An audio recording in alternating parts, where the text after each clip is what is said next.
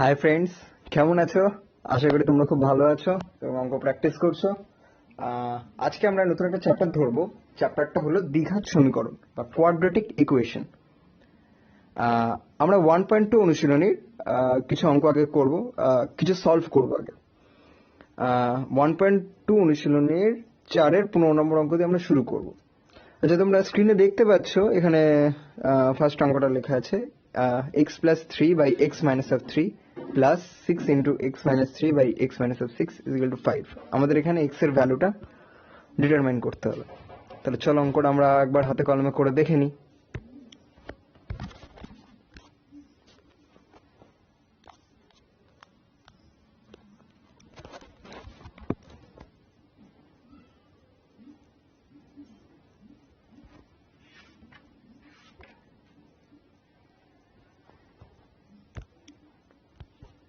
x plus 3 by x minus 3 plus 6 into x minus 3 by x plus 3 is equal to 5.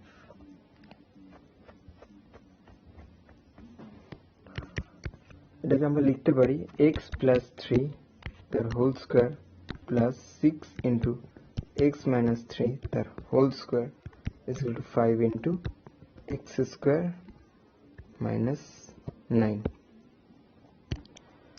আমরা কি আরো এটাকে যদি ভেঙে দিই তাহলে আমরা লিখতে পারি x square plus 6x plus 9 plus 6x square minus 36x plus 54 is equal to 5x square minus 45. আমরা এটাকে আরো ভেঙে লিখি x square minus of 15x plus 54 is equal to 0. আমরা 15টাকে 9 plus 6 এ ভেঙে নেব। তাহলে আমাদের পরের স্টেপটা হবে x square minus 9x minus 6x plus 54 is equal to 0. তাহলে এটাকে আমরা সলভ করলে বেরোবে x minus 9 into x minus 6 is equal to 0. Then x is equal to 6 or 9. এখানে x এর দুটো ভ্যালু পাওয়া গেল।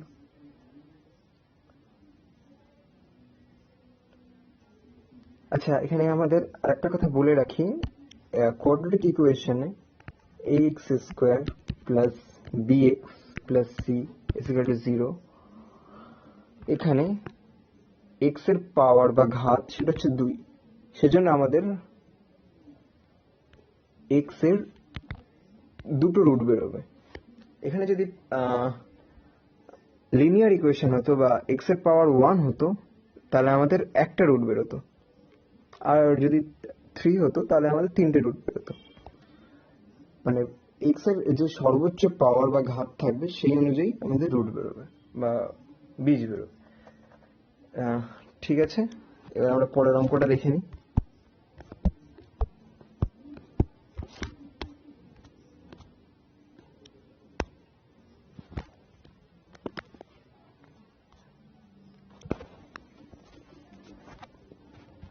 এবার আমরা পরের অঙ্কটা দেখছি, 16 নম্বর অঙ্ক।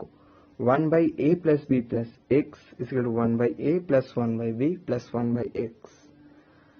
আমরা সবার আগে এখানে 1 by x টাকে লেফট সাইডে নিয়ে এলাম, দেন জাস্ট এলসিএম করে সলভ করেছি। x square ax plus bx is equal to minus of ab, then x plus a into x plus b is equal to 0, x এর ভ্যালু minus a আর minus b. আশা করি তোমরা এটা বুঝতে পেরেছো। পরের অঙ্কটা, এটা আমরা একবার হাতে কলমে করে দেখব। অঙ্কটা বলেছে a by x minus of a plus b by x minus of b is equal to c by x minus of c. এটা কিভাবে সলভ করেছি তোমরা এখানে দেখতে পাবে স্ক্রিনে। এটা আমরা হাতে কলমে একবার করে দেখব। চলো এটাকে করে একবার দেখে নিই আমরা।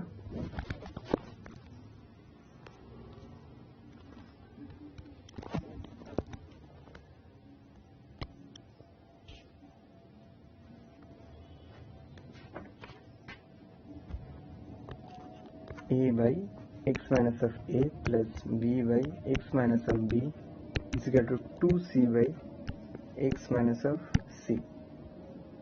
x not equals to a b c।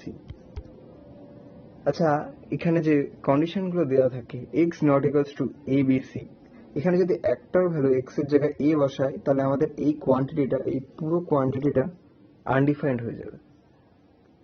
Something by zero undefined.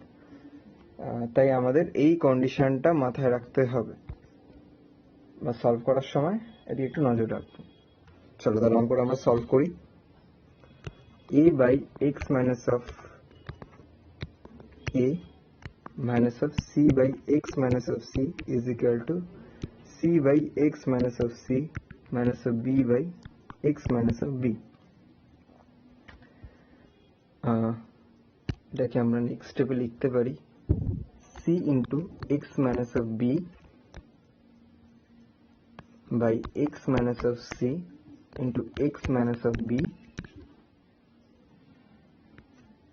minus of b into x minus of c is equal to a into x minus of c minus of c into x minus of a by x minus of a into x minus of c।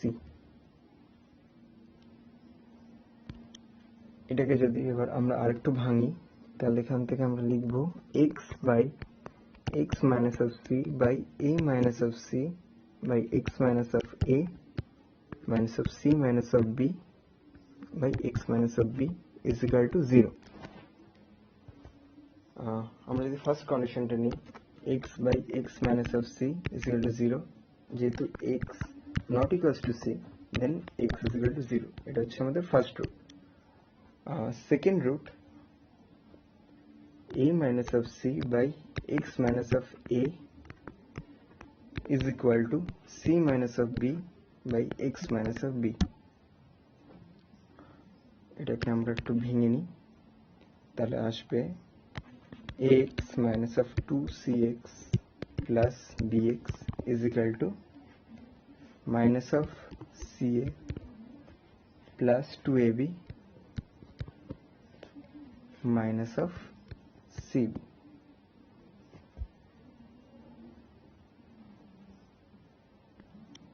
এটাকে আমরা লিখতে পারি x into a minus of 2c plus b is equal to minus of ca minus of 2ab plus cb।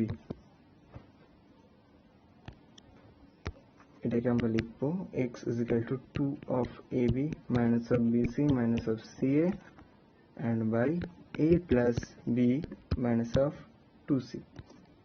এটা হচ্ছে আমাদের এই সলভের answer. আশা করি তোমাদের সলভ নিয়ে যে ডাউট ছিল সেগুলো ক্লিয়ার হয়েছে। যদি আর কোনো ডাউট থেকে থাকে বা তোমাদের আর কোনো অঙ্ক বুঝতে অসুবিধা হয় তোমরা আমাদের নিচের কমেন্ট সেকশনে কমেন্ট করে জানাবে এবং তোমরা আমাদের মেল করতে পারো আমাদের মেল আইডিতে বা আমাদের ফেসবুক পেজে আমাদের জানাও। এবার আমরা পরবর্তী চ্যাপ্টার 1.3 এ যাব।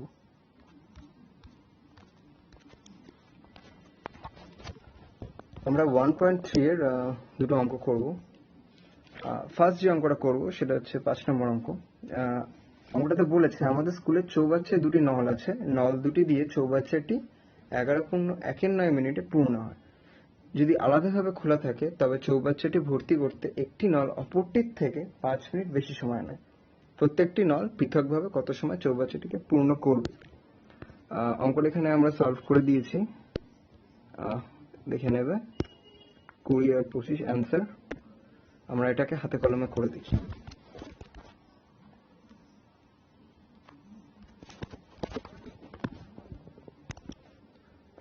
অঙ্কটাতে আমরা ধরে নিচ্ছি যে প্রথম নলটা দিয়ে চৌবাচ্চাটি x মিনিটে পূর্ণ হয়, তাহলে দ্বিতীয় নলটা দিয়ে চৌবাচ্চাটি x + 5 মিনিটে পূর্ণ হবে। তাহলে যদি দুটো নল খোলা থাকে তাহলে 1 মিনিটে পূর্ণ হবে 1/x + 1/x + 5। তাহলে আমরা এটাকে লিখতে পারি 11.9 into 1/x + 1/x + 5 মিনিটে পূর্ণ হবে সমগ্র চৌবাচ্চা বা এক অংশ। ঠিক আছে, তাহলে এবার এটাকে আমরা প্রশ্ন অনুযায়ী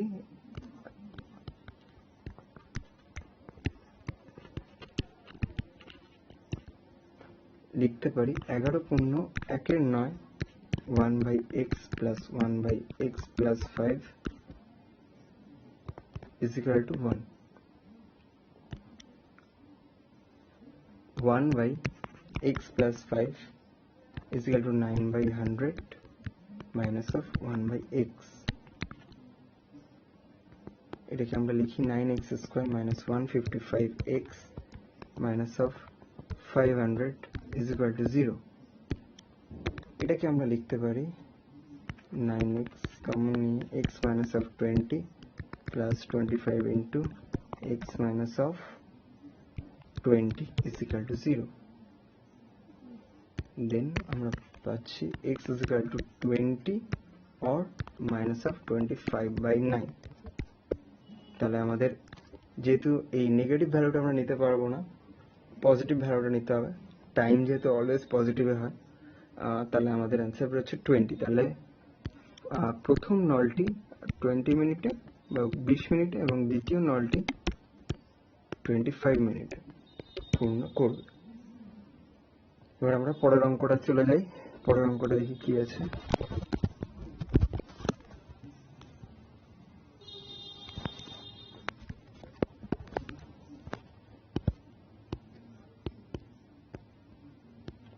পরের হচ্ছে 9 নম্বর অঙ্কটা। 9 নম্বর অঙ্কটাতে বলেছে কলমের মূল্য প্রতি ডজনে 6 টাকা কমলে 30 টাকায় আরো 3টি বেশি কলম পাওয়া যাবে। কমার পূর্বে প্রতি ডজন কলমের মূল্য কত? অঙ্কটাতে আমরা এইভাবে সলভ করেছি। ফার্স্টে ধরে নিয়েছি কমার পূর্বে প্রতি ডজন কলমের মূল্য ছিল x টাকা, আর এখন x - 6 টাকা। তাহলে প্রশ্ন অনুযায়ী 1/x - 6 into 30 minus 1/x into 30 is equal to 1/4. যেহেতু 3টি কলম বলা হয়েছে, 12টি কলমে 1 ডজন, তাই 3/12 = 1/4 ডজন। অঙ্কটা সলভ করে অ্যান্সার বেরিয়েছে 30। এই অঙ্কটা আমরা একবার হাতে কলমে করে দেখি।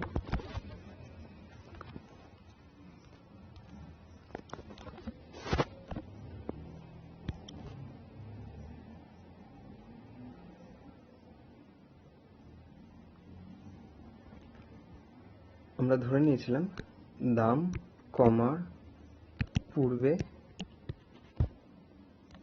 কলমের মূল্য ছিল x টাকা প্রতি ডজন, আর দাম কমার পরে